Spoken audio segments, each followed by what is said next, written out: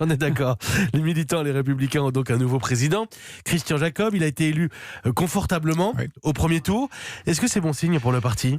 Plutôt, oui. Le fait d'être désigné par près des 2/3 de plus de 60 000 votants, c'est un score plus qu'honorable pour un parti qui présente d'ordinaire tous les symptômes d'une organisation en crise. Avoir un chef bien élu, c'est la première condition pour espérer lancer une reconstruction et pourquoi pas une reconquête, surtout si le chef en question est un rassembleur. C'est donc le cas de Christian Jacob ? Et oui, c'est un Chiracien de naissance, il était très proche de l'ancien président de la République et sa nature profonde, il l'a montré dès hier soir, c'est vraiment l'unité du parti.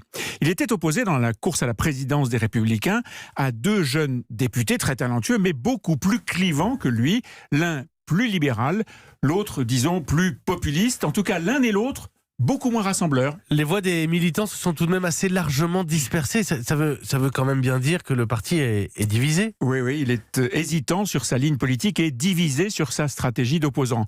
Faut-il, au risque de la caricature, pratiquer une opposition systématique ou plutôt laisser ce rôle à Marine Le Pen ? Faut-il au contraire voter parfois avec les députés d'En Marche au risque de cautionner Emmanuel Macron ?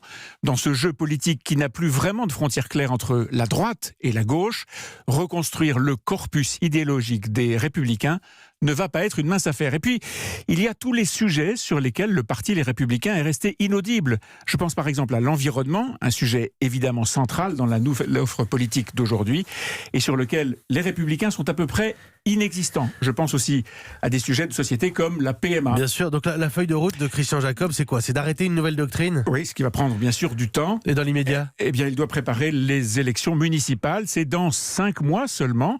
Et c'est un scrutin qui devrait être favorable aux Républicains.